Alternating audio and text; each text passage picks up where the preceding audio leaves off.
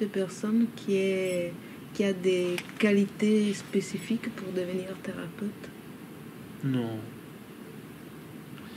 Tous les humains ont la qualité qu'il leur faut, c'est-à-dire d'être des humains, d'avoir de l'humanité. Par contre, il y a la nécessité de se former à un métier, c'est-à-dire qu'est-ce qu'accompagner, qu'est-ce que la thérapie, de faire un travail personnel, repérer nos propres zones d'ombre, repérer là où on est troublé pour pas le déposer chez l'autre et lui vendre ce qui nous appartient. Être supervisé, accompagné pour se voir en train d'accompagner, se voir en train de fonctionner. Comprendre les processus, c'est la psychopathologie, comprendre les processus psychiques, émotionnels, comportementaux, sensoriels chez un client.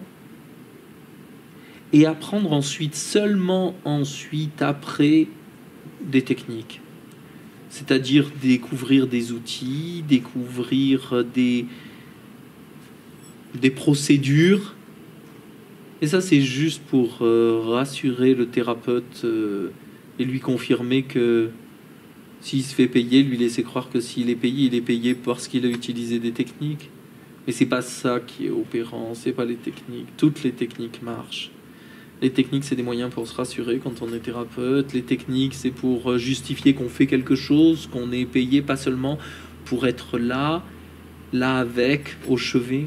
C'est ça que ça veut dire clinique, ça veut dire, ça vient du grec kleine, ça veut dire au chevet du client. C'est-à-dire juste être le témoin du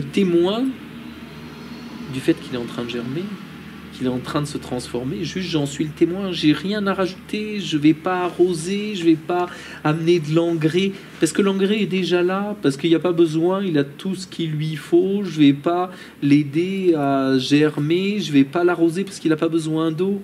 Je n'ai rien à faire que juste d'être le témoin du vivant. L'observateur de l'expérience. C'est ça. Mais un observateur engagé. C'est un observateur qui observe avec son dedans. C'est-à-dire qui se laisse troubler, qui se laisse émouvoir, qui se laisse affecter, qui se laisse vaciller. C'est pas un observateur distant, neutre, bienveillant. C'est un observateur fragile, un observateur ému, un observateur troublé.